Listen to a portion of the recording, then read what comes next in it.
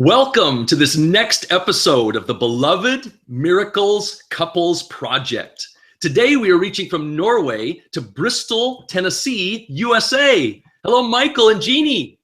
Hey, welcome. Delighted to be here. Likewise. Glad to have you in our home. Thank you. I'll do a brief introduction of you. Dr. Michael Ryce has 2 doctorates, naturopathic medicine and holistic philosophy. He's the author of the book, Why Is This Happening to Me Again?, which is an international bestseller. He's a world-renowned lecturer and teacher on health and healing. The focus of his studies has combined mind-body principles, physics, and ancient Aramaic. Jeanie Shaw Ryce has her degree in psychology and is likewise a knowledgeable practitioner in the fields of creative, spiritual direction and self-healing. Years of teaching experience and offers Healing the Whole Woman, residential women's intensives, and individual workshops. She's writing her first book, Healing Generations, One Breath at a Time, which she hopes to have complete by year's end. Together, they assist people in learning the work of self-healing, healing through relationships, anger and grief resolution, stress management, identifying purpose, and especially the inner process of forgiveness. So Michael and Jeanie, where does your story begin?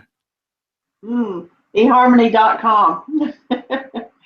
We met at the end of 2003, and the first time we met face to face, and we did some playing in Hot Springs, Arkansas, and we were 13 hours apart. He was in Missouri and I was in Tennessee.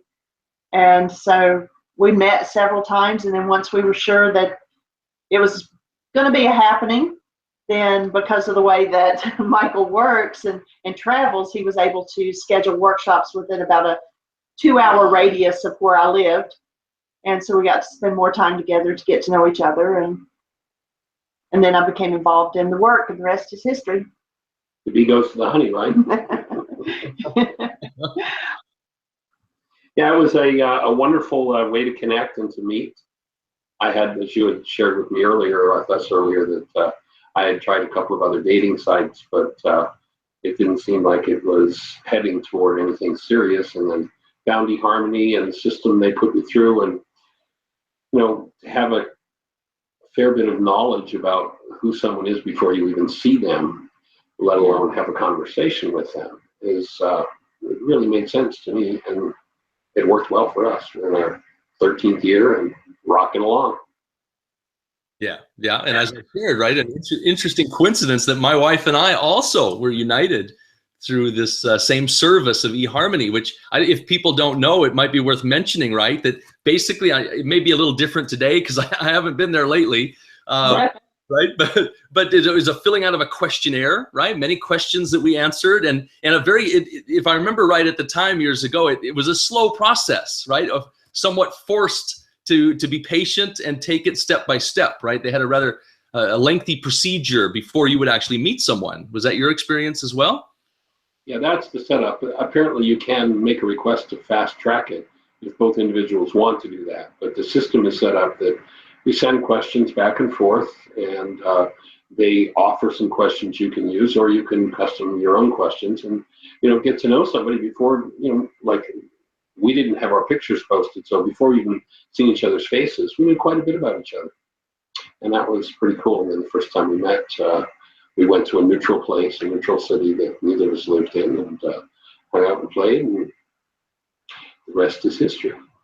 Yeah, it was a magical moment. I remember that very well also when I first laid eyes on my wife. Yeah. And yet my introduction to you guys has been the work, right? The work that you're doing together that you referenced. So Michael in particular, right? Because this has been a long time work of yours. Can you share with us? Because it's incredibly unique in my discoveries, and I've looked far and wide, for individuals working in these areas that we're discussing here today. How did you get started? Like, where does the story begin in ancient Aramaic and bringing these awarenesses as you're teaching them today? Well, the place the story begins for me is the last 6 days I was in utero, my mother had toxemia, and they utilized Pitocin to try to get me out. I guess I wasn't very willing at that point. And the night that I was born, they called my father and said, "You better get down here because this kid isn't going to live." And the next 25 years, I lived on an inhalator and pills. I didn't go anywhere. And they gave me every miracle drug you could imagine. And I got to the point of realizing that though these things were keeping me alive, they were killing me. And I needed to find healing. So that set me on a journey. And the work that I do now, I've been basically assembling information and developing the teaching that I do now for almost 50 years. And our commitment is to take these tools to save people decades of search and work, to take these tools to every mind, heart, and being on the planet as freely as we can possibly do it, and put it out there and make it available. And the core tool that we teach, and our conversation a little earlier, we're talking about genetics and historic energetic patterns that are passed on to the generations. The core tool in Aramaic is the tool of forgiveness, which is the exact opposite of what this culture teaches as forgiveness. We're taught in this culture a Greek idea, you did something really terrible that caused all this pain inside of me, but it's okay. I'll forgive you. I'll let you off the hook for what's happening inside of me. And of course, if I let you off the hook for what's happening inside of me, I've done nothing to address or change what's happening inside of me. And if I never address it and never change it, I get to live the title of my book, which is, Why is this happening to me again? And people can go to our website and download the book free. We do a radio show 5 days a week, an hour a day from 1 till 2 o'clock Eastern time.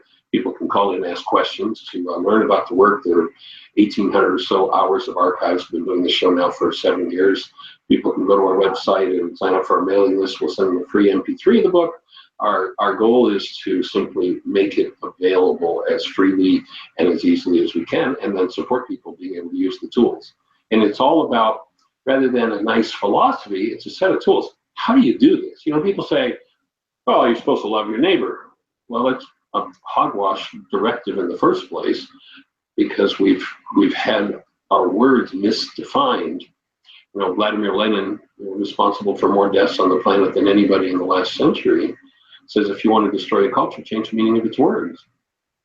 And so you recently had the experience of a new life coming into your world.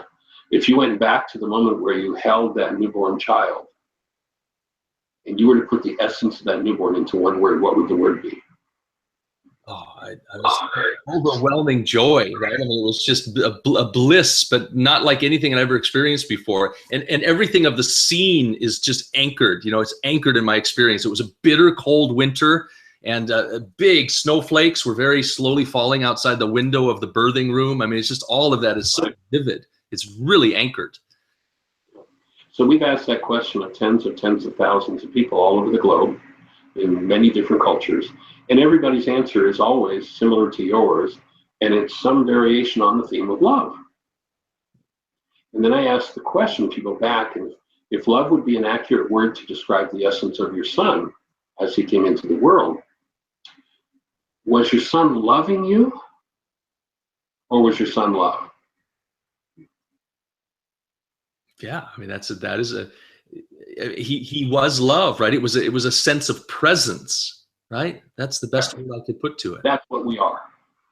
Now, you'll notice we live in a culture that knocks that presence out of us, basically, through hostility and fear, and then sends us out to find somebody to love us.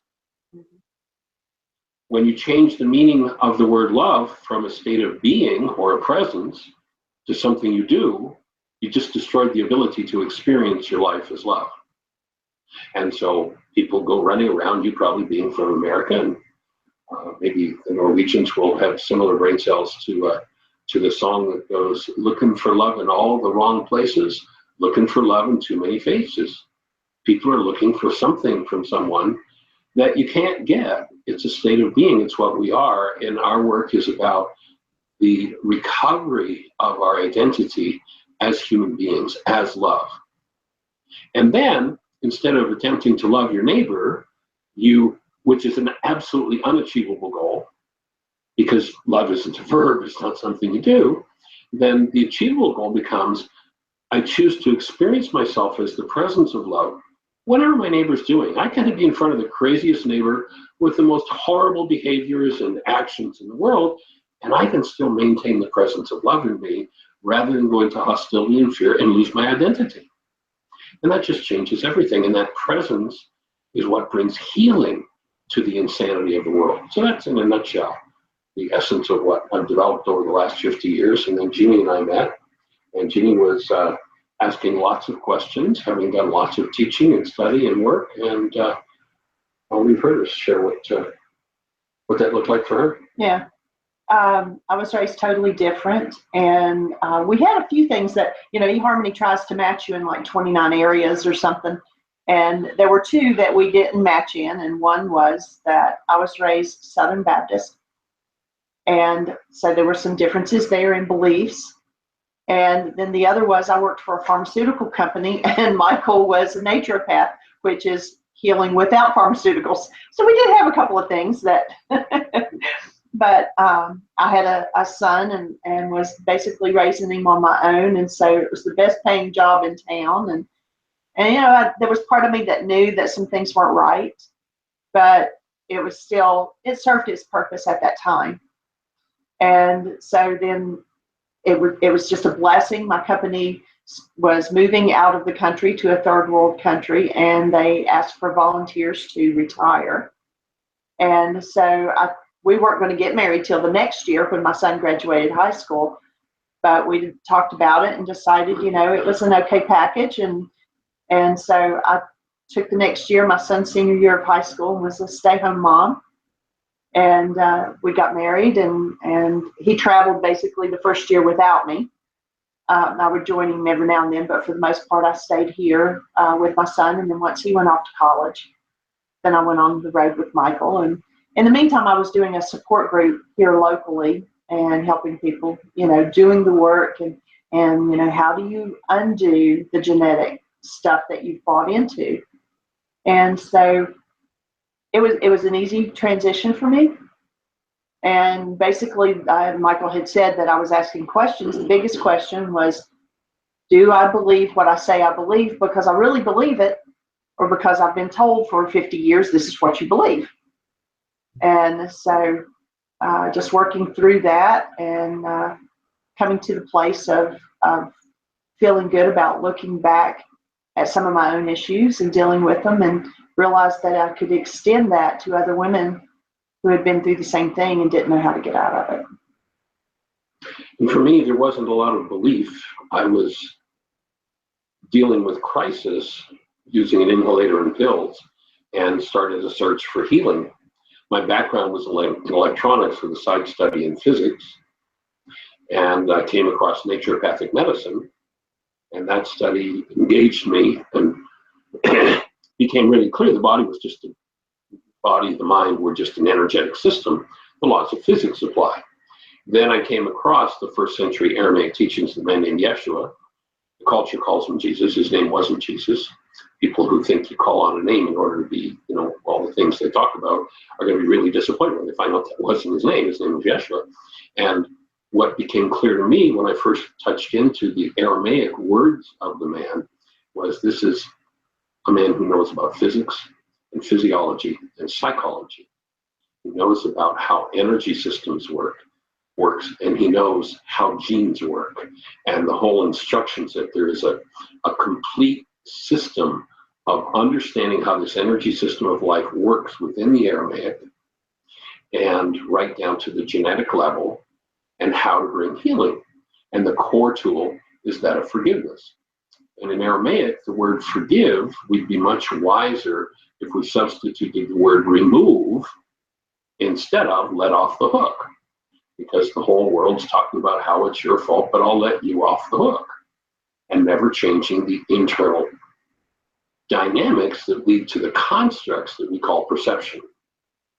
And each construct that contains pain or trauma is resident somewhere in the cell as biochemistry and destroying the cell.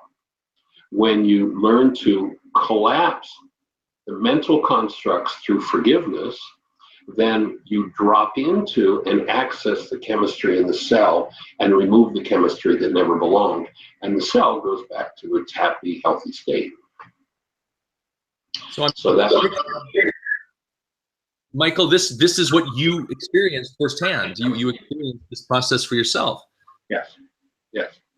I've been around the sun a few times since I started working on this, and I'm more vital and more healthy and can do more than I was able to do when I was in my 20s, by far. Where we often in these interviews bring up this word system. Does that apply here? Like, did you recognize a system that you began to implement or even develop yourself? There's a whole system that's based in physics that's taught in the first century Aramaic language. For instance, you hear this idea expressed of the sins of the fathers will be passed, yea, into 3 and 4 generations. And that's made to sound like some kind of theological threat. God's going to get you for what your parents did. Well, it's nothing to do with that. They're understanding the way genes work. And there's the word sin, interestingly, in Aramaic, the word sin is an archery term. When you fire at the target and you miss the bullseye, the scorekeeper yells sin. That's all it means. It just means off the mark. So if I put an energy that's off the mark into my physiology, hate, fear, anger, it's a device designed for love. If I put hate, fear, anger, rage, guilt, grief, trauma, and drama into it, I literally create chemistry that violates the cell. The wages of sin is death. And the sins of the fathers are passed from generation to generation. You know, there's that story in the Old Testament of the Jews wandering in the desert for 40 years. Now, think about that for a minute. This is obviously a pretty bright group of people.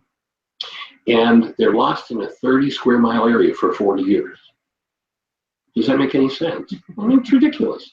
The desert is just a code word for the unconscious. They're talking about people who usually live their lives until about the age of 40, totally oblivious, totally unconscious, not knowing which end is up, and playing out their internal dynamics through perception, projecting their internal dynamics into the perceptions they have, and blaming everybody else for it. When you discover this system that shows you how to collapse errant perception, drop into the root of it, which is literally the chemistry in the cell, and remove the chemistry from the cell, then the cell is able to go back to its natural healthy state without effort. So there is a system of healing in the first century Aramaic that doesn't even resemble what the Greeks told us was taught there. Doesn't even resemble it. Well, it resembles it, but it's especially in the how-to. The how-to just isn't there. So what I've spent I came across the Aramaic language about 38 years ago now. And so I spent the last 38 years full-time working with understanding the Aramaic dynamics and words that were taught. When the director of a foundation is translating a copy of the oldest known New Testament in its original Aramaic language. And that text is not about theology, it's about physics and physiology. And there's a system of healing there. And when you can decode it properly, it all makes, the whole thing makes sense. It's not about being punished for your sins, and it's not about sin being some terrible, awful thing and an identity you should buy. It's just about if you engage in energy that's off the mark and you put it in the cell, literally, especially if you put it in through your mind, you literally, when you think a thought, you produce a neuropeptide. The seeming non-physical becomes seeming physical. That's an arbitrary line. It really isn't there, but becomes seemingly physical. And that neuropeptide then circulates around in the structure until it finds a cell with a receptor site, lands on the cell, and inserts itself in the cell. And it shows up as what we call chemistry in the cell. If the chemistry is sin, is off the mark, then the cell is going to start to fall apart and die. And when the cell starts to fall apart and die, then there's a cleanup crew called a bacteria, a virus that multiplies and eats away the garbage, gets rid of the garbage. The bacteria, the virus has got nothing to do with the disease process. They are a product of the disease process. They're not the cause.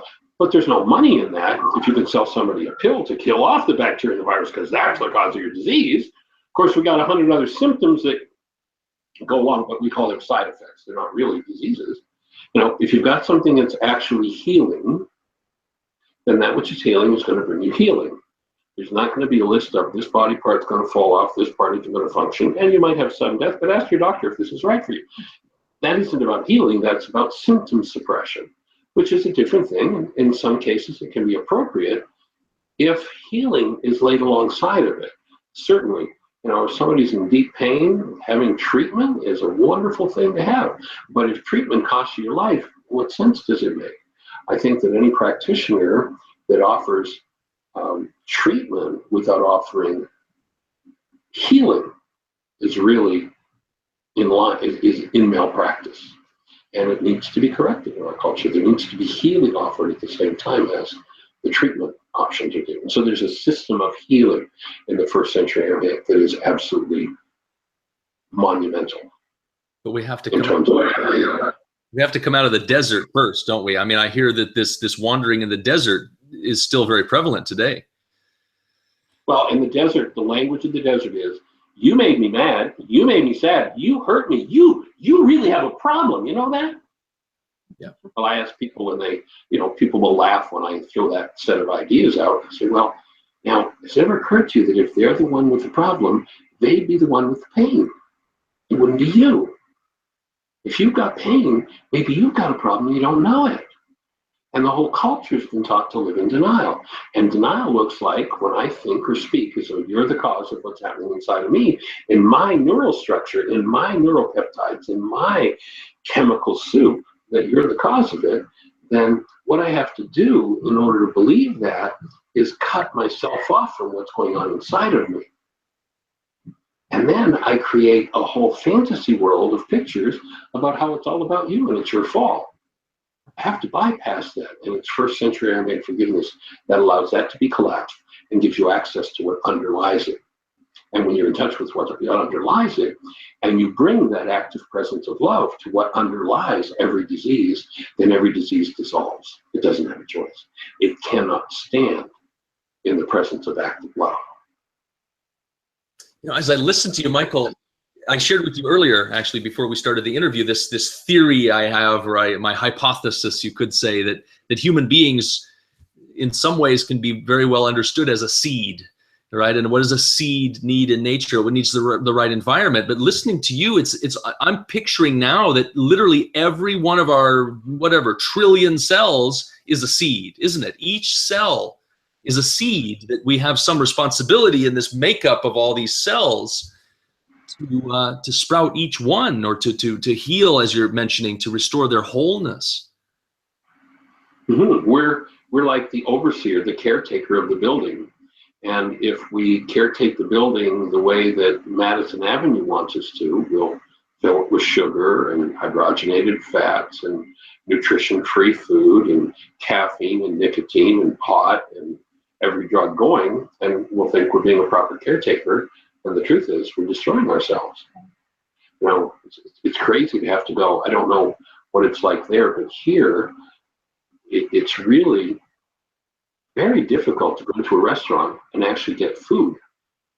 And many people are shocked that food actually grows in the ground. It doesn't come in a package or a box or a can.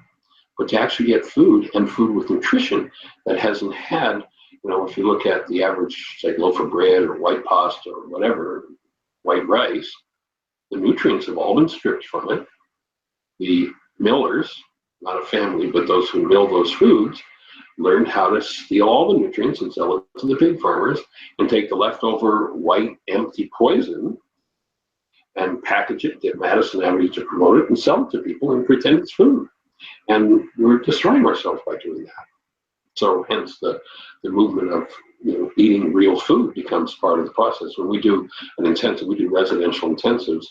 When we do that, we do a total fresh and raw live food program. We don't need anything that doesn't come out of the ground. And people learn how to actually take real food and turn it into something that's just awesome to eat and vitalizes the system at the same time. Because if the system isn't vital, then it can't process through whatever genetic influences or environmental influences are there that never belong there. It just can't process them. And so that's all part of the package of what we teach people to do. Yeah, I mean, there's nothing disconnected, right? Within us, there's a wholeness that's inherently significant and important for us to weave together. But I'm also recognizing the scale of this is micro and macro, isn't it? The original meaning of holiness. Yeah, right. Like Your hands and knees. nothing can actually be left out of this formula, this perfect formula, right? That it's almost like the puzzle pieces have been ripped apart and somewhat scattered. And yet you're sharing with me your experience personally, as you did with your own health, and what you're doing now in inspiration toward others. That's bringing order to this chaos. That's it. That's it. And the primary delivery system for order is to bring forward that conscious, active, present love. That's what weaves it all together and binds it all together. So it's always been significant to me, right? These two great commandments, and I would love to hear your especially the Aramaic more full understanding, or more root understanding, right? This love God with all of your heart, might, mind, and strength, right? I mean, this is what Christ gave us, right? Two, not a whole bunch of them, right? He simplified it down, right? Love God, which seemed to be this connection, right, to source, as you just mentioned now, of what love as a presence might be, and then love the neighbor. Can you? Never said it. Yeah, what do you have to say about that? I think that's what I want to ask you. Well, that directive was never given by the man named Yeshua. That's just not accurate.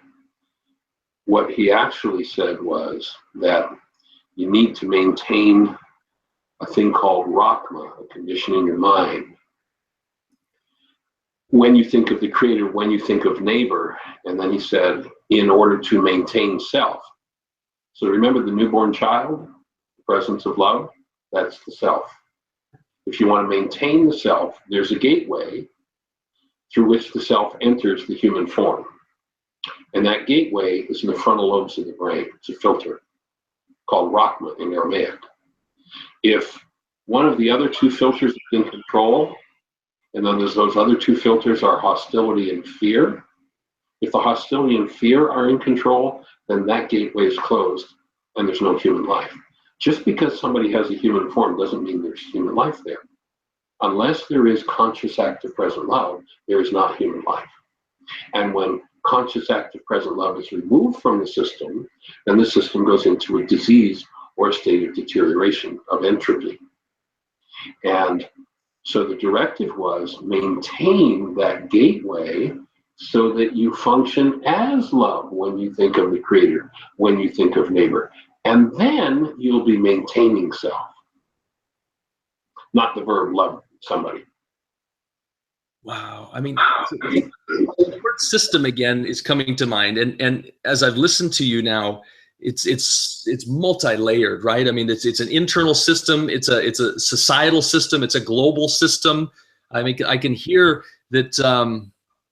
I mean, correct me if I'm wrong here, but I'm just throwing out a theory or two that if I try to apply this word system, it seems that a perfect system, as you've just described, with the Rahma and the filter, and allowing the presence of love to be expressed and flowing uninterrupted through us, has been interrupted. It's been maybe some systems implemented to cause disruption, to cause, as you mentioned earlier, the hostility and the fear, which is, my God, in 2017 and historically, do we not have enough history, right, already to have learned, hopefully, from the damage that is done? And the disruptor of the system in Aramaic was called Satan. And it wasn't a dude with a red suited tail and a pitchfork. Okay. The word Satan in Aramaic is a lowercase word, and it means the resistor, one who misleads. Think of the last time, or give it a try.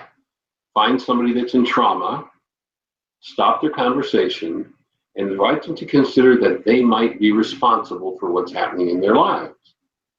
They will go into resistance to that idea, and then they'll have a whole story about how their biochemistry is somebody else's fault. That's called Satan in Aramaic, resistor, one who misleads.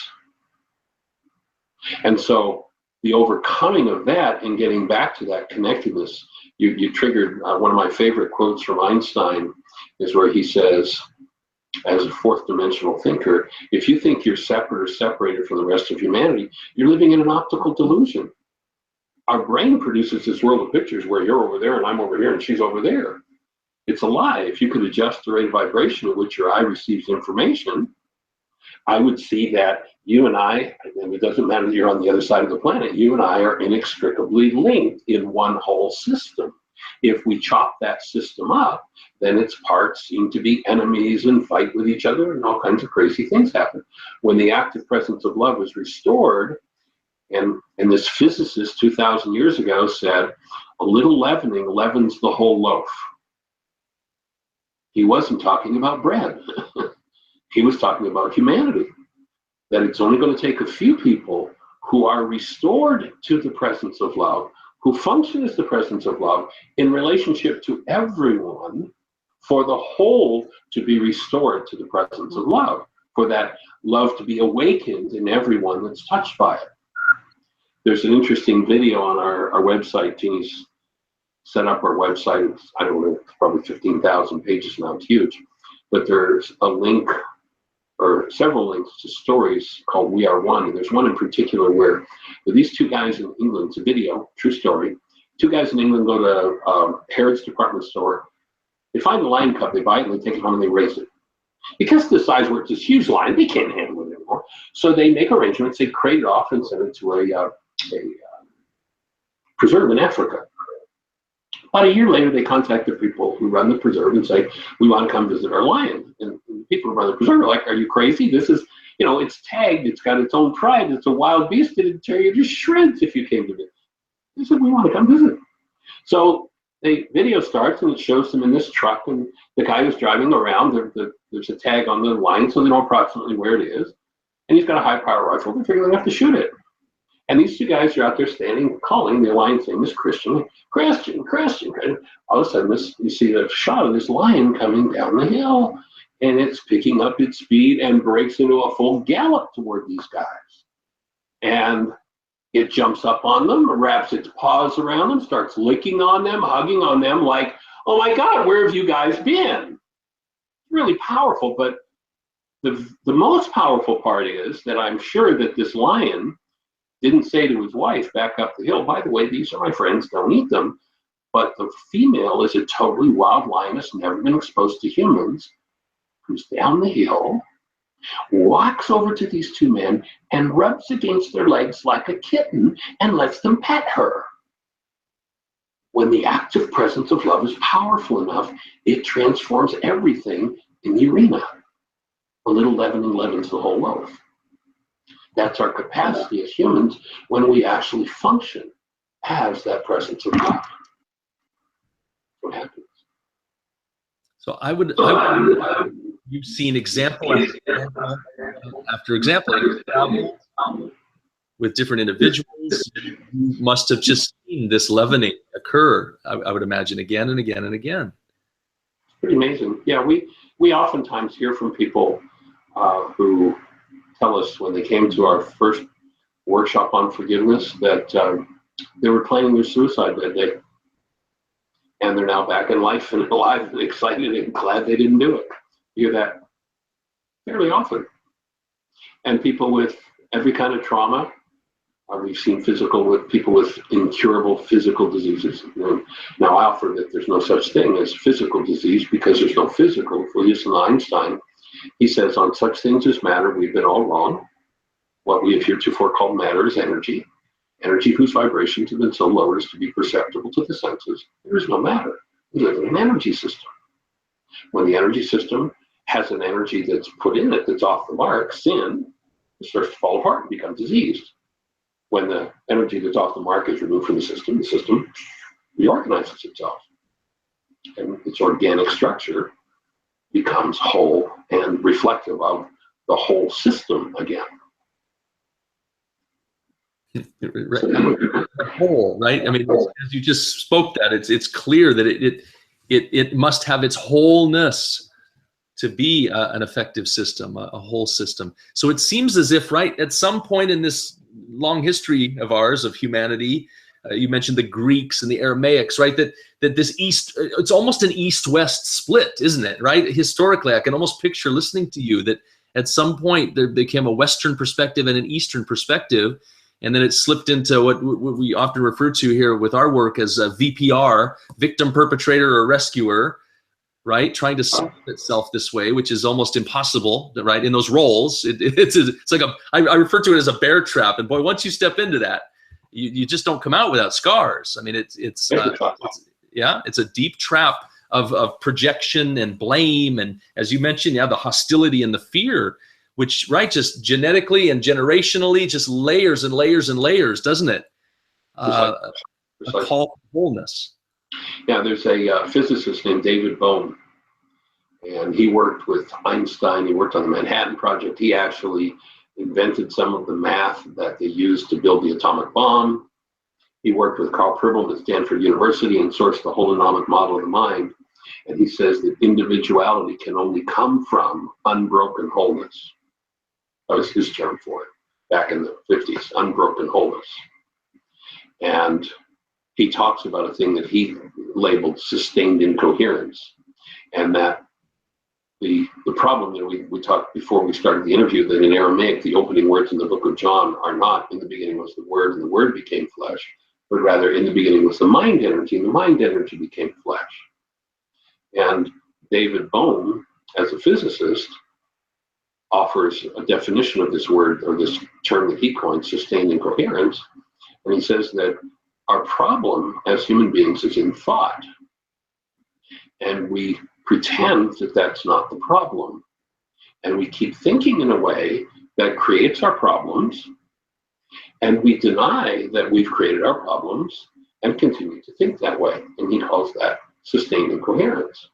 And that's just one of the things that we need to heal and get back to that unbroken wholeness or holiness and experience ourselves. And one of the ways of doing that, one of the tools for doing that, the context of your interviews being relationship, one of the ways that we do that is through that wholeness that we experience in two people joining in relationship, where each functions as an individuality, as love, but is able to really truly connect in that space of active love in order to bring forward something bigger than both of them.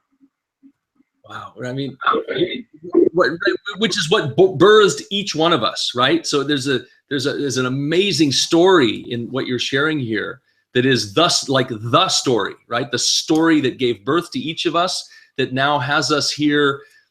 I want to hear how you would say it, but how I would attempt to say it now is like restoring a wholeness, right? We're birthed through these layers of broken wholeness, and our role is to restore this wholeness. But the terms came earlier. I wanted to say it then, but I'll say it now, right? This idea that if I don't go within, I go without. This is often rung for me in my experience, right? If I don't go within, I go without. And yet, most of my upbringing and education and training and this, right, it's to go outside, right? To find love outside. Looking for love in all the wrong places. Looking for love in too many faces. You can't find being, but two beings can join in being and reinforce that in each other. That's why the name of our workshop on relationships is not Healing Your Relationships. When I first started to teach that work, it was entitled Healing Your Relationships. And then I became aware that no, there's no such thing as a diseased relationship. Every relationship is a perfect creation and will reflect back to us what we are each in denial and dissociation of. And so when two people join and realize, instead of I have to be perfect, you have to be perfect, when we can come together and go, well, I got my bag of garbage and you've got your bag of garbage. So how about if we just make it okay to have our garbage and forget this blaming each other when it comes up, own it, and work through it and gather support in that. So it's through our relationships. And one of the reasons why oftentimes relationships break is because people bring this bag of garbage and it's just so huge. And every time it comes up, they associate it with their partner. And you can only do that for so long. And the stress of doing that becomes so heavy that, separation becomes the only option. As opposed to, we've each got our bags of garbage. We each realize who we are. And to the best of our abilities, we're going to identify ourselves and each other as love. And when something less than love comes up, we're going to bring that to the altar of love, to the presence of love, to be dissolved. And that's what dissolves those things that are less than love. I can remember back about 25 years ago, looking back over the previous years of developing this work and seeing these amazing things happen, physical, mental, emotional, financial, relationship healings that aren't possible. And I started looking at what happened, what made the difference for this person to heal. There were 20 other people in the room and they didn't heal. What happened? And what became clear to me was that one, love was conscious, active, and present. And two, something that had been hidden and dissociated from was allowed to come forward in the presence of that love. And when it did, it dissolved. And whatever the disorder was, didn't matter if it was financial, relationship, physical, then that disappeared. It literally just disappeared. And one thing to realize in relationship, individually, let's say that we had a vitality meter from 1 to 10, 10 being the highest vitality. If you're at a level 5 vitality, you will never see your 6, 7, 8, 9, or 10 issues because there's a self suppression that would keep that from coming forward because it could literally kill you.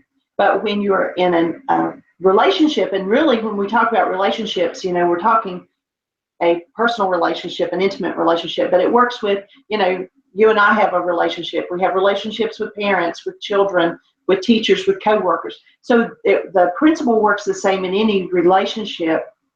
But when you come together in that relationship, then say that he's a 5 and I'm a 5, well, then together we're a 10, which means those 6, 7, 8, 9, 10s can come up. Hell can break loose now. And so most people, when they're in relationship and that comes forward, it's like, well, I didn't feel this until you were around here, so I'll get rid of you. Must be your fault. And put that right back down, which guarantees we get to do it again because, life does not want us to destroy ourselves. And so it's going to bring to us whoever and whatever we need for that to come forward in order for us to heal it. But if we say, oh, well, it's you, and we get rid of them and put this back, it just guarantees we get to keep doing it again and again and again, which if we realize that together, our vitality is strong enough that all of those things can come forward. And that's a big one. I mean, there's still times when, I trigger him or he triggers me and it goes to, well, if you would just change or if you just look at this, you need to fix this in you because I wouldn't feel this if it wasn't for you. So it's still a process, but, it's realizing that and having the tools to work through it, definitely take it a whole quantum leap further than without the tools. And the things, that people need to look at, that need to come out. The last week or so on our radio show, we've been talking about the issue of sexual abuse has come up. And my estimate in 50 years of working with people is that probably 60 to 70% of people, at least in this country, male or female, have been sexually abused. And until issues like that there's a safe space for the energetic assault of that to come forward in the presence of love and be healed, it creates so much withholding and trauma in relationship. It's just amazing. So acquiring the tools, practicing the skills, some people say, well, I got $5 in 5 minutes, Michael, tell me everything you know. It's like, well, where do you suppose the best golfer in the world is today? I guarantee he's on the golf course. Well, he's the best golfer in the world. Why would he be on the golf course today? That's why he's the best golfer in the world. You want to become the best at healing your relationships? Then you're going to go on the course every day. You're going to use the tools every day. You're going to practice the skills. And if you do, then you can become the best in the world. And if you don't, then the traumas are going to, you can't hide the traumas. They said in the ancient scriptures, nothing will remain hidden. Everything will be made known in the light of day. Whatever's in there is going to come up. You're going to do one or two things with it when it does. I'm going to say, you made me, and I'm going to dissociate from the cause in me and create an hallucination that you're the problem in my life. Or I'm going to say, gee, Tim, you brought up some stuff in me that I didn't have any idea was there. And man, it's so traumatic. I don't even know what to do with it, but would you support me? Now I can breathe and be with what's moving in me and allow that to surface. And in the presence of love, that heals. And I was standing in the middle of a street about 3 weeks ago. We were having brunch with some friends, and the town we were in Tennessee or in Missouri They had a big fair going on, hundreds of booths and selling all kinds of stuff. And I walked into a booth and they had pictures of wildlife. And there was a picture of a timber wolf, just a beautiful picture. And when I was in my early 20s, my cousin and I had each bought a pup from a litter of timber wolf huskies. Absolutely awesome animals. 6 months of age, they weighed 80 pounds each. They were so intelligent, you could carry on a conversation with them. It took one day for him to learn. You don't go to the bathroom in the house, you go outside. I mean, just amazing animal. And my cousin decided to take them out to play, and they got romping and playing with each other and ran across the field and out into the road and were both killed by the same truck. And I looked at this picture and I just started to share the story of that with the artist who had taken the pictures. And all of a sudden, I had a bolt of energy that came from my chest into my head that felt like Tinsel thought I was having a stroke. And it almost physically knocked me over. And 5 minutes later, I'm standing in the middle of the street with all these people milling around, and Jeannie's standing there with her hand on my chest, just holding the space, as I stand there in tears and process the grief of the loss of these two animals that happened to me almost half a century ago. We've got to process every energy that is sin, that's off the mark, that doesn't support life. And you never know when those things are going to come, and you never know what circumstances is going to empower it. And when you've got somebody who can be there as support, holding the space, you know, hand on the chest, being the presence of love, breathing with me, just allows that energy to move and for it to be freed from the system. That's forgiveness. It's not about me forgiving my cousin for, you know, taking the animals out and being killed. Jeanie, so experience in that moment. What were you thinking and going through in that role with Michael? Well, at first, you know, he hadn't shared with me because I was in another booth. And so when we had come back together, and it was just, I could tell he was very emotional. He had tears going down his face, and it was just like, what's happening, you know? And so just putting my hands on him and just holding the space of, you know, whatever's moving here, you know. And then when he was able to get recomposed, you know, then he told me what was going on. But just being able to be there, you know, it was powerful. It's an awesome gift to give. Yeah, it doesn't sound like you had any fear at all in the process. You were cognizant of something unfolding, being released, and your job was to hold that presence. Right, exactly. Well, it's something that she does so powerfully, especially in the women's workshops that she does, where one of the things that shows up invariably is sexual abuse. And some of the stuff that moves in that setting is just amazing. And again, realizing that it's all energy, and when love is present, what doesn't belong in the system dissolves, and wholeness is restored. That's just the way it works. And the trick is, how do you get the perceptual construct? Because, you know, we've been taught by the world that we look out through our eyes and we see what's happening out there. It's total fraud. The eye is one-way valve. Information comes in, you can't see out through your eyes. Information comes in, and based on what the information resonates in you, your mind constructs a reality, a picture. You're not seeing anything out there. You're seeing a picture constructed by the mind. Sometimes the pictures are accurate about what's out there, and sometimes the pictures are inaccurate. When there's hostility or fear moving in someone, the pictures are always inaccurate. It's always a lie. And that's why, you know, I mean, we asked the question in our workshop, anybody ever been accused of saying something you never said, doing something you never did? And of course, everybody chuckles and goes, well, so let's go back now. Go back to a time when somebody accused you. Now, were they in this state of awesome, sweet, pure presence of love? And of course, everybody laughs because no, they were in hostility and fear. Hostility and fear moving in the human system means that the perceptual construct of the moment is inaccurate. It's a lie. Always. And most people, when you look around and you just watch what's presented on the tube, listen to the political process, it's all based in a lie. And it's the presence of love that allows the lie to dissolve and us to go back to humans. An easy way to express that, I don't know if it's played in Norway or what, but Disney came out with a movie called Inside Out. It's it's a cartoon, an animation. And it is this work in animation.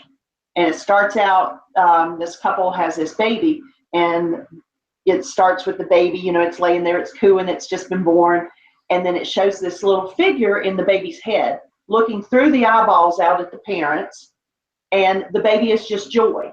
I mean, the little figure in its head is just joy. That's all that's there. And it's glowing and it's smiling and everything's wonderful. And then all of a sudden the baby cries. Well, then it shows the little figures in the head again.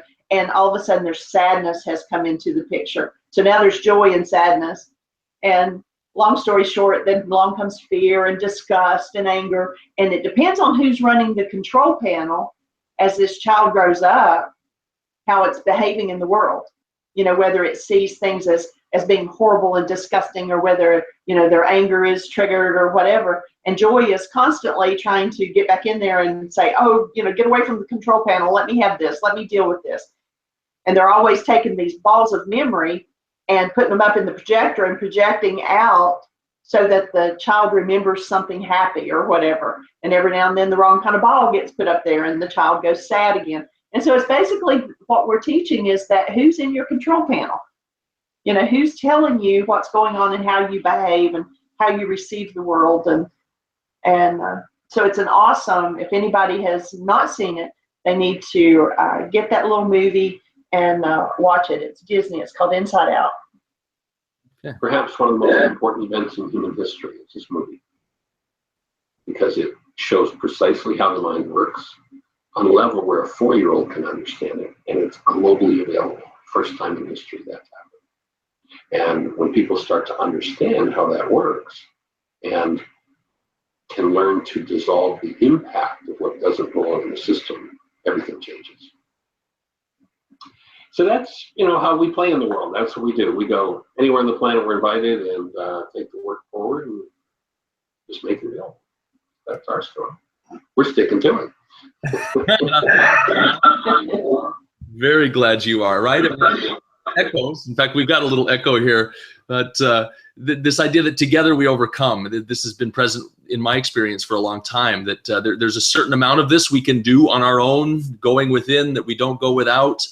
But the dance of a couple is a different dance. It's not to be Buddha, right?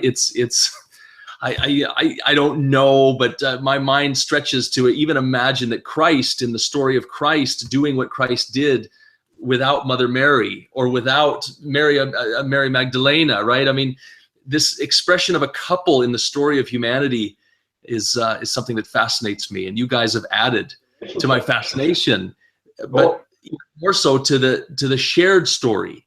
The you know, in a simple sense, when how is it said? United we rise, or divided we fall. I mean, it sounds quite simplistic, but it sounds true in what you've shared with me. That in the union of the vitality levels, it's vitality levels. It's the joining that raises vitality. There's a story where there's a woman in the scriptures. She has this 12-year issue of blood, and she knows if she can touch the hem of Yeshua's garment, which means if she can touch into his vitality, his energy field. And she does, and she heals. And he goes, "Who touched me?" Peter says, "God, come on, everybody's touching you. Look." And he said, "Yeah, but this one was different." And, you know, there's a crowd of, who knows, hundreds around him touching them, but only one person heals. And, you know, people want to make him the healer, but he says, no. He turned it back to her. He said, it was your faith. It was you opening your field. Yes, I provided some of the vitality that strengthened you to do it, but it was your faith that made you whole. It's your work that will do it. And people are running around going, "Oh, no, he's going to do it. Can't do it." He can offer that space and the tools and the support, but it is that being restored to wholeness that really makes the difference. Wow. Right, which is no different than what you said a moment ago of Jeannie's experience holding the space of love for you, processing through, right, what you were ready to restore to wholeness. Yeah, that might have been something that might have taken me days to process through on my own. As it was, I stood in the middle of the street, looked a little foolish, I'm sure, to people going by, with tears streaming down my face for what, maybe 4 or 5 minutes. I was done. On my own, who knows how long that would have taken. And that's where the power of people coming together, the power of community, you know, wherever wholeness is found, there's always been community, people coming together, not separate off over here, but coming together in community. And it is that community space that creates levels of vitality that allows people to process what otherwise they wouldn't be able to process. And in this work, we define process as the capacity to hold love conscious, active, and present when something less than love comes out. And a community can always hold a higher vitality space than an individual or even a couple. And when people come together in community, there's a whole other level of impact and happening. And just it's monumental when you see that come together. And then you add to it a nutritional program that gives people real food that vitalizes and overcomes nutritional bankruptcy, because in order for energy to move, there have to be the energy factors that are needed. They call them vitamins, but they're actually energy factors in the cell that allow them to reorganize itself, to restructure. And so when all those things come together, it's a whole other level of happening. There's a bit of vitamin and hearing what you've shared. This is profound, and I'm so grateful. Stretched, from the United States all the way to here in Norway, and as far as we can continue to pass this this vitality, as you refer to it, I'm thrilled and honored to have played a part in further extending it. Cool. And 5 days a week, an hour a day, from 1 till 2 o'clock Eastern time in the States, people can Skype into our show, or they can watch it on their or listen to it on their computers. The phone number is 563-999-3581, or they can go to our website, which is from Michael's book, Why Is This Happening to Me Again? It's whyagain.org. WHYAGEIN.org, and there's a link there. They can watch it or listen on their computers, or just Skype into the show, or if they're local, if they've got telephone service, they can just call into the show and listen. If they have a question, push one, and we have people from all over the globe that are in the practice of holding that space for each other.